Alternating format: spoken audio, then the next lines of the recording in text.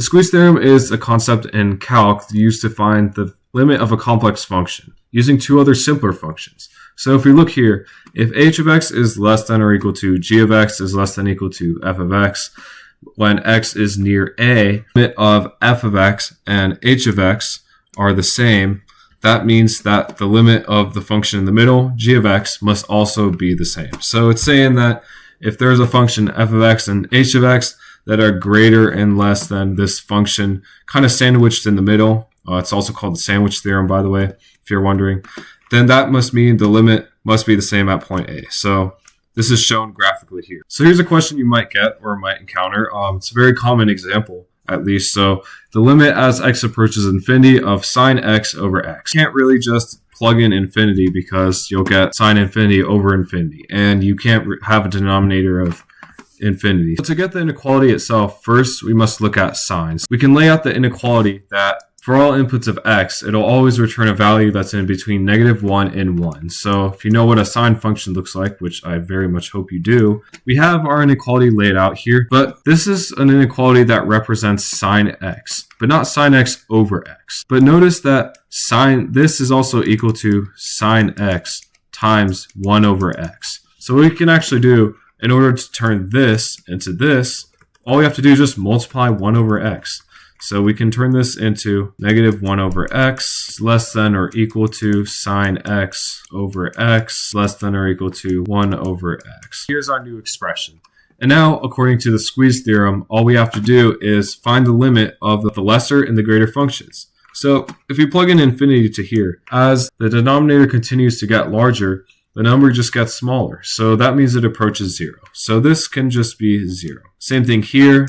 0 doesn't have a positive or a negative sign, so that means they're both 0. According to the squeeze theorem, since the simpler functions that are lesser and greater than sine x over x are both 0, and sine x over x is in between the two functions, that means that the limit of sine x over x as x approaches infinity must also equal to 0. Now, there are cases where it's not 0. A lot of the problems that you might encounter might have you prove that the limit of something is 0, and you might think that you can just put 0 and move on. But there are definitely problems where the limit is not actually 0. So here's an example of one. This one looks like a very large jump. It looks a lot more ugly, but I promise you this is not hard at all. So let me show you.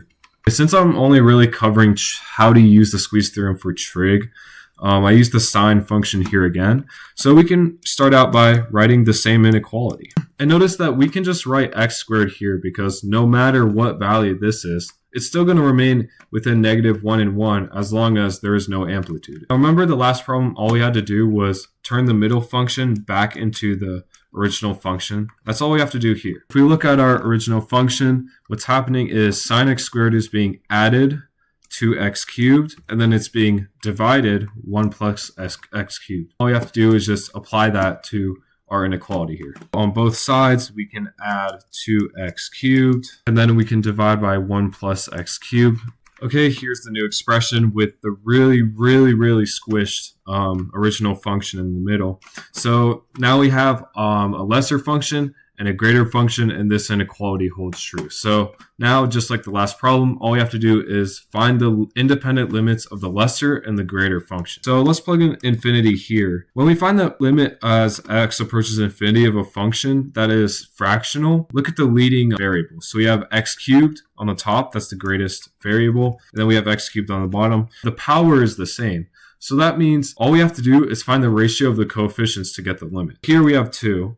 And then here we have 1, but obviously we don't write that. So 2 over 1 equals, well, 2. That would be our limit. Same thing over here. All that really changed on the greater function was that it is now adding 1 instead of subtracting 1. So this is also 2. According to the squeeze theorem, if this inequality is true and our original function that we're trying to find the limit for is in between this lesser function and this greater function, whose limits are both 2 at as x approaches infinity, that means that the limit of this middle function must also be 2. So that's just a basic introduction to the squeeze theorem. So all you're really doing is getting your initial inequality and then molding it to find the limit of the function that you're given. So yeah, that's all we really did in this video. I hope this helps, but if there's a more complex variant, you should follow the same steps. Keep in mind the same thing. It might just take a little more critical thinking, but I hope this helps.